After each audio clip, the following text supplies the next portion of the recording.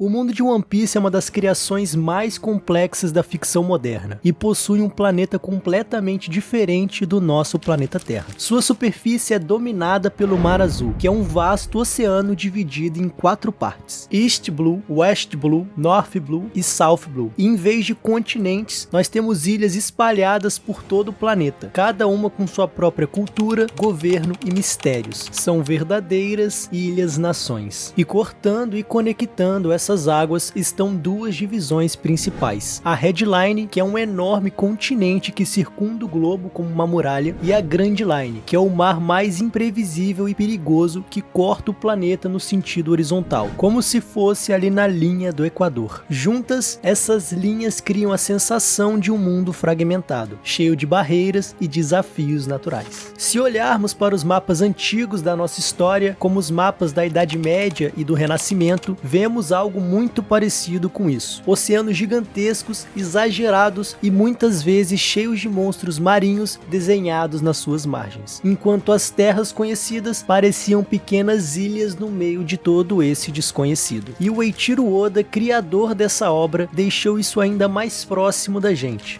Nos SBS, que são sessões especiais de perguntas e respostas que o autor publica nos volumes do mangá, ele revelou que se os personagens vivessem no nosso mundo, cada um teria uma nacionalidade diferente. O Luffy seria brasileiro, o Zoro japonês, a Nami seria sueca, o Usopp africano e por aí vai. Ou seja, o planeta de One Piece é uma espécie de espelho cultural da Terra, reinterpretado em uma forma bem peculiar. Mas como será que esse mundo funciona na prática? Nesse vídeo vamos explorar os segredos geográficos, mitológicos e históricos que moldam o universo criado por Eiichiro Oda. O East Blue é conhecido como o oceano mais calmo entre os 4. É justamente nele que a jornada do Luffy começa. Até por isso, frequentemente ele é chamado de o mar mais fraco. Aqui, piratas poderosos são raridade, e a vida tende a ser um pouco mais pacífica, com ilhas pequenas, isoladas e autossuficientes. Comunidades como a Vila Fuchsia, que é a terra natal do Luffy, e a Vila Syrup de Usopp, exemplificam ilhas que vivem de pesca, de agricultura e de forte laço entre os seus habitantes. Mesmo em um mar mais frágil e tranquilo, há vários momentos marcantes. É no East Blue que surgem lendas como Gold Roger, que é o rei dos piratas, e o Luffy, claro, que é o seu herdeiro espiritual. Ali ocorreram os primeiros grandes confrontos contra figuras como Bug, Don Krieg e Arlong, que são os vilões que não são tão poderosos globalmente, mas essenciais no desenvolvimento do Chapéu de Palha. E claro, é em Logital que a aventura do East Blue culmina. A cidade, conhecida como a cidade do início e do fim, foi o local da execução de Roger e também o último porto de Luffy antes de partirem para Grand Line. Outro ponto emblemático de se comentar é Tequila Wolf, um país um tanto quanto singular ali no East Blue. Em vez de uma ilha, o que existe ali é uma ponte colossal, em construção há mais de 700 anos por ordem do governo mundial. A obra é mantida com um trabalho forçado de prisioneiros e povos subjugados, lembrando projetos de infraestrutura que custaram incontáveis vidas no nosso mundo. A comparação mais direta é a ferrovia da Birmânia, na Segunda Guerra Mundial. Mais de 116 mil trabalhadores e prisioneiros aliados morreram na construção, principalmente na região conhecida como Hellfire Pass. O East Blue remete ao Atlântico medieval e renascentista, quando as viagens eram limitadas a portos locais e o mar aberto ainda era misterioso. Nesse cenário, Loguetown se destaca como uma Lisboa ou uma Sevilha da época, que são portos vibrantes onde a história, como a execução de um líder famoso, marca tanto o fim de uma era quanto o início de novas jornadas. Mas há uma analogia ainda mais profunda. Loguetown é inspirado em Florença, na Itália. A arquitetura da cidade lembra construções reais, como a famosa Catedral de Santa Maria del Fiore, com a sua grande cúpula, e o Palazzo Vecchio, no centro histórico de Florença. Além disso, até detalhes de cenários fazem referências a lugares de lá, como placas de loja com nomes reais: Madova, Vila Médici e Otino. O East Blue representa o início, a inocência e o sonho. É o ponto de partida onde personagens estão em sua forma mais pura. Ainda não foram testados pelos mares traiçoeiros da Grand Line. Loguetown, nesse sentido, simboliza a transição do porto seguro para o oceano incerto, do sonho para o risco. Já Tequila Wolf expõe o outro lado desse oceano tranquilo. Por trás trás da calmaria existe opressão e exploração, mostrando como até os mares mais pacíficos carregam cicatrizes do poder do governo mundial. E assim como na vida real, sair de um lugar seguro e pequeno para o grande oceano é uma metáfora para amadurecimento, descobertas e conquistas. Conforme deixamos o East Blue para trás, a geografia que nos espera fica bem mais volátil. Cada Blue tem sua própria identidade, e o próximo a se explorar será o West Blue, uma região marcada por culturas vibrantes e histórias profundas. Então, falando do West Blue, ele é conhecido por sua diversidade cultural. Ao contrário do East Blue, que é mais calmo e seguro, o West apresenta ilhas com climas variados, desde regiões temperadas até regiões tropicais, e povos acostumados a enfrentar perigos constantes, incluindo piratas poderosos e monstros marinhos. Não que no East Blue não tenha monstros marinhos também, né? Até porque um rei dos mares comer o braço do Shanks é sacanagem. Mas voltando para o West Blue, ele lembra regiões históricas do Atlântico Ocidental e Mediterrâneo, onde impérios e cidades-estados e nações guerreiras competiam por territórios, comércio e poder. Assim como esses mares históricos, o West Blue é mais complexo, com alianças políticas, rivalidades e culturas locais que moldam a identidade de cada ilha. Como por exemplo, temos Ohara, que é famosa por sua imensa biblioteca e pelos estudos avançados sobre os poneglyphs, que são algumas rochas com inscrições antigas que guardam segredos da história perdida do mundo.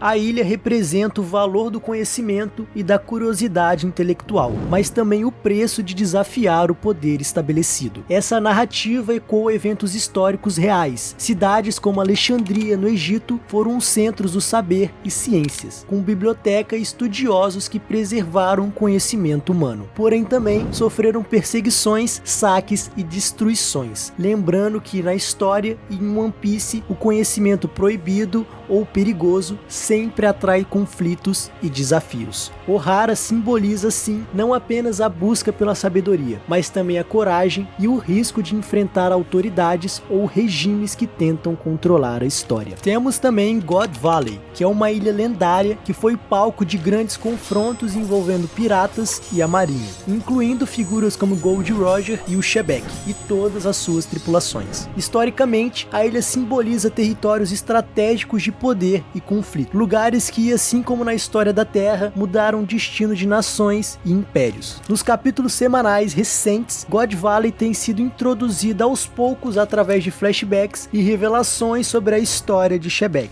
mostrando como os eventos dessa ilha influenciam diretamente o equilíbrio de poder no mundo atual de One Piece. O West Blue simboliza crescimento, coragem e desafios naturais. É um oceano que exige habilidade, inteligência e força para navegar e sobreviver. Ohara ensina que o conhecimento e a curiosidade têm seu valor, mas também seus riscos. Enquanto God Valley mostra que lugares estratégicos e históricos moldam conflitos e destinos. Assim como Loguetown no East Blue remete a Florença, o West Blue parece inspirado em regiões mediterrâneas e atlânticas históricas, com cidades costeiras fortificadas, vilas de pescadores e portos comerciais. O clima cultural lembra locais conhecidos por guerreiros, mercadores e tradições marítimas fortes, criando uma sensação de mundo vivo e cheio de história. Após explorar o West Blue, a geografia se torna ainda mais desafiadora. O próximo a se falar é o North Blue, que é conhecido por seu clima rigoroso, disciplina militar e tradições enraizadas. É um mar que combina tanto sociedades prósperas e organizadas, quanto reinos sombrios e cheio de segredos. Diferente do East Blue, que é o mais tranquilo, ou do West, que é cheio de diversidade, o North Blue é marcado por estruturas rígidas de poder e cultura, onde a ordem muitas vezes fala mais alto do que a liberdade. O North Blue lembra regiões históricas como os países nórdicos e estados marítimos do norte europeu. Assim como esses lugares, o norte carrega tanto a imagem de nações militares e disciplinadas, quanto de povos resilientes que prosperaram em ambientes frios e desafiadores. Temos, por exemplo, o reino da Germa 66, uma nação militar móvel, famosa por sua tecnologia e o exército de clones. Ele lembra potências militaristas da nossa história, como a Prússia ou até regimes totalitários que moldaram sua cultura em torno de guerra. O reino de Flevance, conhecido como a Cidade Branca graças ao chumbo âmbar presente no seu solo, que levou à prosperidade econômica, mas também também a tragédia da contaminação que exterminou a sua população, que é um paralelo direto com desastres reais de poluição e exploração de recursos, como Chernobyl, ou a corrida industrial do século XIX. E também aqui mesmo no Brasil, nos anos 80 em Goiânia, tivemos o caso com o Césio 137. O North Blue também é um mar que guarda conspirações e tragédias ocultas, com o massacre de Flevance e os experimentos secretos da Germa. É uma região que revela como poder e ciência, quando mal usados, podem marcar gerações. Mais do que um cenário, o norte é o símbolo de que a ordem pode esconder também a dor, e que nem sempre reinos prósperos estão livres de segredos obscuros. É um mar onde a disciplina e a tradição se encontram com tragédias que marcaram personagens fundamentais para a saga. Então vimos que o North Blue parece inspirado na Europa do Norte, com suas monarquias, tradições militares e lendas que misturam história com fantasia, mas ao mesmo tempo ecoa críticas sociais modernas sobre os riscos da exploração científica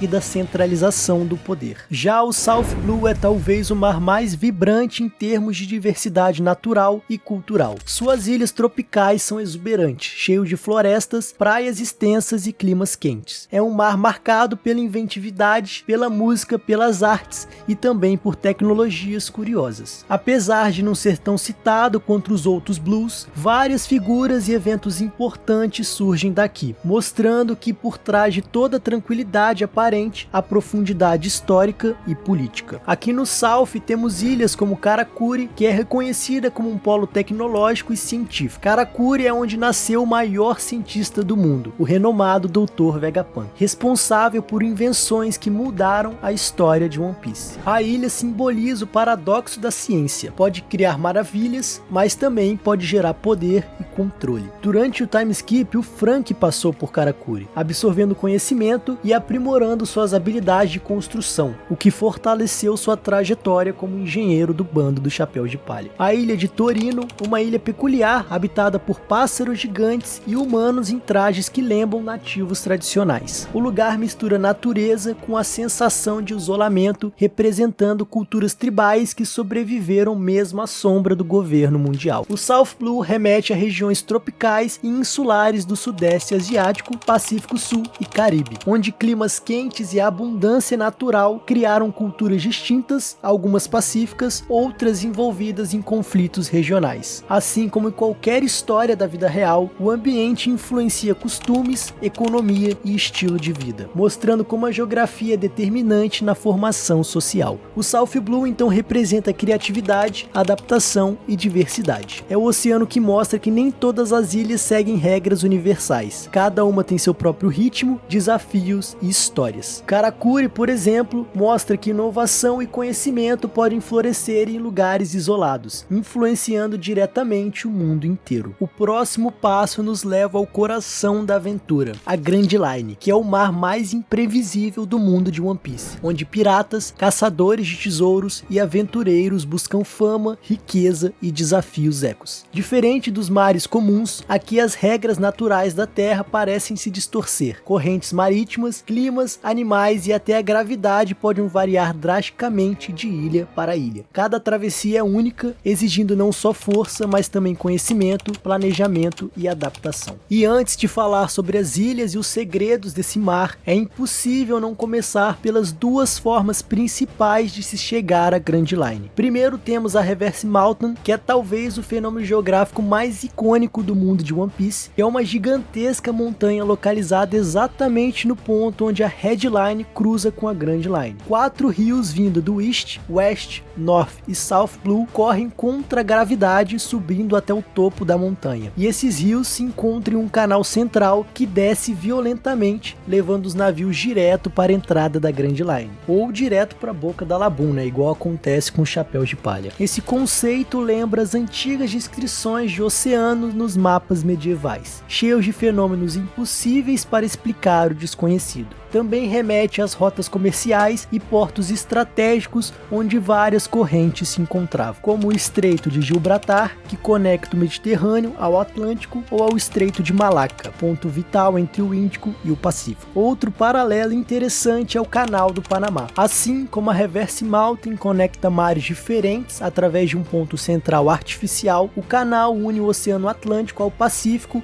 com auxílio de eclusas que elevam e descem navios em níveis distintos de água. Ainda que o Oda provavelmente não tenha se inspirado diretamente nele, a ideia de uma engenharia ou um fenômeno natural único que permite a passagem entre oceanos distintos tem muito em comum. Assim, a Reverse Mountain simboliza o batismo do pirata, que é atravessar o impossível para começar a verdadeira aventura. Paralela à Grand Line, corre uma faixa conhecida como Calm Belt, que é o cinturão da calmaria. Apesar do nome, é um dos locais mais perigosos do planeta, porque lá não tem vento nem corrente marítima nenhuma. Isso significa que navios comuns simplesmente ficam parados sem qualquer forma de navegação. Para atravessá-lo, só navios preparados, como os da Marinha, que possuem revestimentos especiais de Karosek para evitar ser detectados por esses monstros. O Calm Belt lembra as zonas de calmarias relatadas por navegadores da Era das Descobertas, como os temidos Dold Runs, perto do Equador. Nessas regiões, a ausência de ventos deixava navios à deriva por semanas, muitas vezes levando à fome e ao colapso das tripulações. Oda exagera esse perigo e o torna ainda mais épico ao povoar a calmaria com esses monstros colossais. E em meio a esse cinturão mortal, existe uma exceção lendária, que é a Ilha das Piratas Kuja, comandadas pela Boa Hancock. A ilha sobrevive isolada no Calm Belt, protegida justamente pelo fato de estar cercada por monstros marinhos que tornam a travessia impossível para a maioria. As Kujas também desenvolveram métodos próprios para navegar por esse cinturão, usando barcos impulsionados por serpentes marinhas gigantes, uma solução que só reforça sua identidade única. A Ilha das Kujas é uma inspiração direta no mito das Amazonas, mulheres guerreiras na antiguidade que viviam em sociedades independentes e isoladas dos homens. Assim como no mito, as Kujas são autossuficientes, exímias combatentes e temidas por qualquer estrangeiro que ouse se aproximar. Esse detalhe mostra como Oda usa a geografia fantástica para dar credibilidade a uma sociedade mítica, transformando lenda em realidade dentro do universo de One Piece. Outro ponto essencial da Grand Line é o seu sistema de navegação. Bússolas comuns não funcionam nesse mar, já que o campo magnético das ilhas é instável e muda constantemente. A solução é o Log Pose, uma bússola especial que grava o campo magnético de cada ilha visitada, e após um certo tempo de ajuste, passa a apontar para a próxima ilha na rota. Mas ele pode ser substituído por versões avançadas como o Eternal Pose, que aponta fixamente para uma única ilha. Isso claramente lembra os desafios dos navegadores do nosso mundo antes da invenção da bússola magnética, quando viajantes dependiam de astrolábios, sextantes e das estrelas para encontrar o seu rumo. Assim como no nosso passado, onde a falta de instrumentos precisos tornavam viagens arriscadas, na Grand Line navegar sem um Log Pose é praticamente um suicídio. O Log Pose então é a chave narrativa que transforma a Grand Line em uma rota de etapas obrigatórias. Os piratas não podem simplesmente escolher para onde ir, eles precisam seguir o fluxo magnético das ilhas, o que garante que cada aventura seja única. A entrada para a Grand Line é mais do que um obstáculo físico, é um rito de passagem. A Grand Line não é apenas um mar, é um desafio natural e narrativo. Seja pela Reverse Mountain com sua travessia épica, pelo Calm Belt com seu silêncio mortal, ou pelo Log Pose que obriga cada tripulação a respeitar as regras do oceano, Oda cria um cenário onde geografia dita o ritmo de cada aventura. Agora que entendemos como se entra e se navega na Grand Line, é hora de explorar o que realmente importa, as Ilhas do Paraíso e o caminho até o Novo Mundo. A primeira metade da Grand Line é conhecida como Paraíso. Não se engane pelo nome, embora seja considerado a parte mais fácil comparado ao Novo Mundo, ele já apresenta perigos e desafios muito além dos mares comuns. É uma região que os piratas dão seus primeiros passos rumo ao sonho de encontrar o One Piece, enfrentando ilhas tão distintas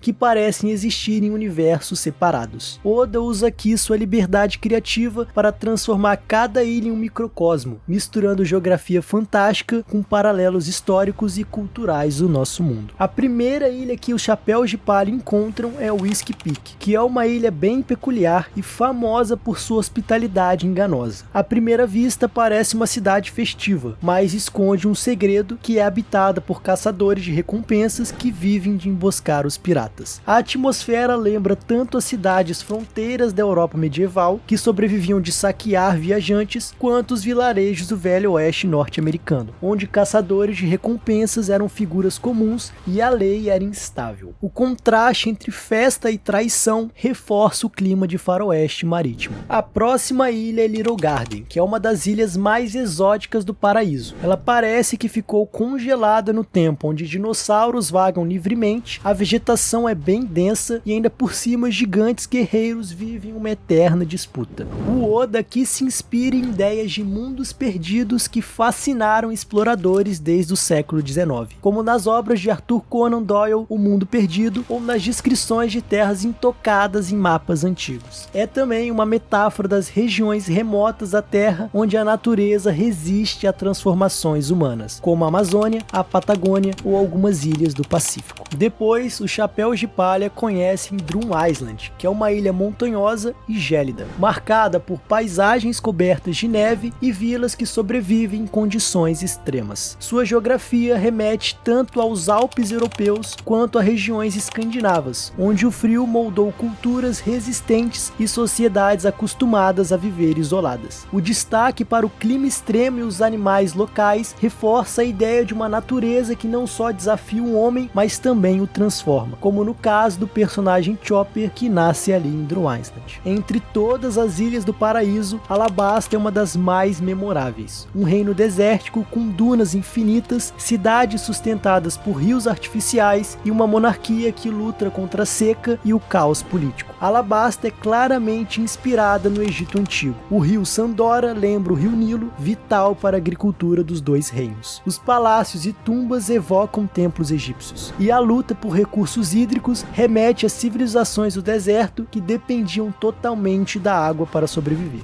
É um exemplo perfeito de como Oda transforma referências reais para o seu mundo, dando ao espectador a sensação de familiaridade em meio ao fantástico. Para mim, a ilha mais icônica é Water 7, também conhecida como a Cidade da Água. Construída sobre canais, com barcos em vez de carros, é famosa por sua arquitetura inovadora e principalmente por seus carpinteiros navais, responsáveis por construir e reparar navios de todo o mundo. Water 7 é claramente inspirado em Veneza, na Itália, uma cidade erguida sobre a água, com canais, pontes e uma economia baseada no comércio marítimo. Assim como Veneza foi um polo de engenharia naval e do poder mercantil na Idade Média e no Renascimento, Water 7 é o centro do ofício naval em One Piece. Enquanto Veneza sempre viveu sob a ameaça da elevação do nível do mar, que é um problema até os dias de hoje, em Water 7 isso também é uma parte significante da trama. Veneza foi literalmente construída sob milhões de estacas de madeira, fincadas em um terreno pantanoso. Essa base permitiu que a cidade flutuasse sobre a água e sobrevivesse por séculos. Da mesma forma, Water 7 é sustentada por estruturas de madeira e engenharia naval avançada, refletindo a mesma lógica de cidade que não deveria existir, mas existe graças à engenhosidade humana. Oda insere o tema ambiental aqui de forma criativa. A cidade já possui um projeto ambicioso que é transformar toda a sua estrutura em um enorme navio, capaz de navegar se um dia o mar tentar engolir a cidade por completo. Além das ilhas, o paraíso também abriga estruturas políticas e militares que sustentam a ordem mundial e que se tornariam cruciais no decorrer da história, como por exemplo o Triângulo de Impel Down, que é uma região marítima onde se encontram 3 locais fundamentais no governo mundial. Temos Impel Down, que é a grande prisão submersa, Marineford, que é a sede da marinha, e Enies Lobby, que é a ilha do julgamento. Esse triângulo funciona como um cerco ao poder, lembrando as tríades de fortalezas medievais, construídas para controlar fronteiras estratégicas. É também um símbolo de força centralizada que garante a lei e a ordem, ou no caso de One Piece, o domínio sobre os mares. Então vamos primeiro falar de Impel Down, que situada no Calm Belt em pleno oceano, Impel Down é uma prisão submarina de segurança máxima do governo mundial. É considerada impossível escapar e projetada em diferentes níveis que descem descem cada vez mais fundo, cada um mais cruel que o anterior. Impel Down lembra tanto as prisões medievais subterrâneas, conhecidas por suas masmorras úmidas e insalubres, quanto instituições modernas como Alcatraz, a famosa prisão norte-americana isolada por mares e tubarões. Outra comparação possível de se correlacionar é com o inferno de Dante, já que os níveis da prisão lembram círculos infernais, cada um reservado a um tipo de castigo. A existência dela também serve como uma metáfora do medo usado como instrumento político. Mais que prender, sua função é dissuadir os inimigos do governo mundial. Também temos Enies Lobby, a Ilha do Julgamento, que é localizada em um arquipélago cercado por correntes e cachoeiras. Enies Lobby é a porta da justiça, onde prisioneiros são enviados diretamente a Impel Down. Enies Lobby remete tanto às cidades-fortalezas medievais quanto aos tribunais da Inquisição, onde justiça e condenança se misturavam. O fato de estar sempre banhada por luz do sol reforça a ironia, um lugar que parece iluminado e belo, mas simboliza a opressão e o autoritarismo. E por último dos três, temos Marijoa, o trono dos deuses. No topo da headline está Marijoa, a cidade sagrada onde vivem os dragões celestiais e se reúne o governo mundial. Marijoa evoca as capitais imperiais do nosso mundo, como Roma ou Bizâncio, centros administrativos erguidos não apenas como cidades, mas como símbolos de poder absoluto. Sua localização elevada é inacessível e a torna literalmente no trono dos deuses, acima dos mares comuns. E por fim, temos a última parada antes do Novo Mundo, o arquipélago Sabaody, que é formado por enormes árvores chamados Yarukmen Mangrove, cujas raízes criam arquipélagos de ilhas conectadas. O solo respira e solta bolhas gigantes, tornando o lugar tão vivo quanto misterioso. Diferente de qualquer outro lugar da Grand Line, Sabaody é um ponto de encontro obrigatório para os piratas, comerciantes e aventureiros que desejam atravessar a Headline rumo ao Novo Mundo. Sabaody lembra os grandes portos de escala do mundo real, como Havana ou Cartagena das Índias, locais onde os viajantes precisavam parar antes de cruzar os novos mares, mas também carrega uma sombra pesada. O arquipélago abriga o mercado de escravos, diretamente inspirado no comércio atlântico de escravos que ocorreu entre os séculos 16 e 19. Essa conexão histórica dá um tom sombrio e realista à obra de Oda, mostrando que nem todos os mares de One Piece são feitos apenas para os sonhos e para a aventura. O mangue e suas bolhas lembram também as florestas alagadas do Sudeste Asiático ou da Amazônia, ambientes vibrantes, mas um tanto quanto caóticos. Culturalmente, é o ponto de maior contraste social do paraíso. De um lado, piratas e comerciantes, do outro, os dragões celestiais, nobres que vivem em luxo e escravizam livremente, reforçando a crítica social que o Oda insere em seu mundo. Por fim, Sabaody simboliza o limiar entre o sonho e o pesadelo. É o último obstáculo antes do Novo Mundo, mas também o lugar onde muitos piratas veem seu sonho ruírem, seja pela escravidão, pela marinha ou pelo peso do sistema mundial. E assim, chegamos ao fim da primeira metade dos mares de One Piece, o chamado Paraíso. Se até aqui cada ilha já parecia um mundo próprio, o que vem depois é ainda mais radical. Para sair do Paraíso e alcançar um novo mundo, os navegadores precisam passar de novo pela Headline. E a gente vai começar a explorar esse território da Headline e do Novo Mundo na parte 2 do vídeo sobre a geografia de One Piece. Então, se você curtiu essa jornada até aqui, deixa o seu like, comenta o que mais te surpreendeu e se inscreve para não perder essa continuação. Valeu por assistir e nos vemos no próximo vídeo. Até a próxima no Narrativerso.